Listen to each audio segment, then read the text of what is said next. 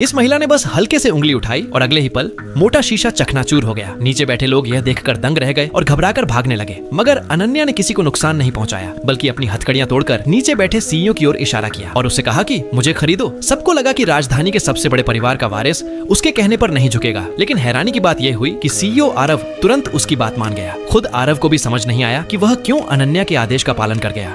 असल में अनन्या 1000 साल पहले की गौरांगी देवी थी, जिसके सामने कभी 9 प्रदेशों का सम्राट भी अपने करोड़ों प्रजा समेत नतमस्तक हो गया था। लेकिन जिस दिन वह अपने मरे हुए सैनिकों की आत्माओं को शांति दे रही थी, ज्यादा शक्ति खर्च होने से समय को पार कर आधुनिक युग में आ गई और वेदिका नाम की लड़की के शरीर में प्रवेश कर गई, जिसे नकली बेटी काजल ने भूमिगत बाजार में बेच दिया था। उस वक्त अनन्या के पास बहुत कम शक्ति बची थी, इसलिए उसने हालात देखने का फैसला किया। जल्द ही उसने पाया कि आरव वही सम्राट है जिसका पुनर्जन्म हुआ है। उसने अपनी आखिरी शक्ति से शीशा तोड़ा और आजाद हुई। आरव ने उसकी जानकारी देखी तो पाया कि कागजों में लिखा है यह लड़की बेहद हीन भावना से भरी है, किसी से बात नहीं करती और घर लौटने पर परिवार ने उसे नापसंद किया। लेकिन अब सामने खड़ी अनन्या के तेवर में जरा भी हीन भावना नहीं थी, बल्कि सबको नजरअंदाज करने वाला घमंड था। अनन्या ने आरव से घमंड से कहा कि वही उसे घर छोड़कर आए। ये सुनकर आरव गुस्से में चला गया। तभी अनन्या ने एक नजर में उसकी बीमारी पहचान ली कि वह बचपन से रोगग्रस्त रहा है और आज तक ठीक नहीं हुआ। ये सुनकर आरव चौंक गया। आरव का ड्राइवर सोचा कि अनन्या उसे कोस रही है और उसे सबक सिखाने बढ़ा, मगर अनन्या ने बस उंगली उठाई और ड्राइवर वहीं रुक गया। इतनी छोटी उम्र में उसका इतना तेज रुतबा देखकर आरव ने उसकी बात मान ली और आदर पूर्वक उसे कार में बिठाकर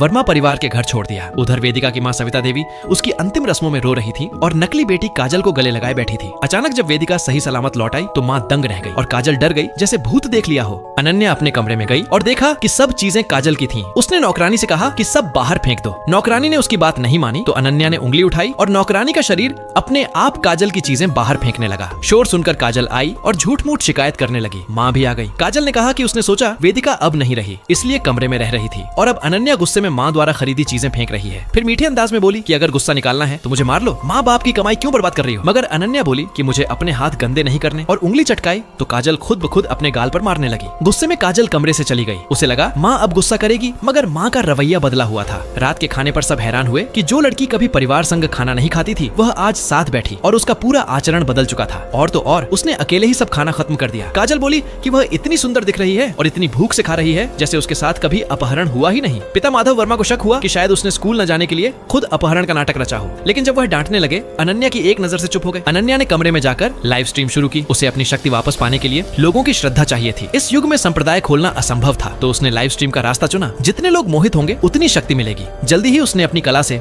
ढेरों दर्शक जुटा लिए और शक्ति भी तेजी से बढ़ने लगी।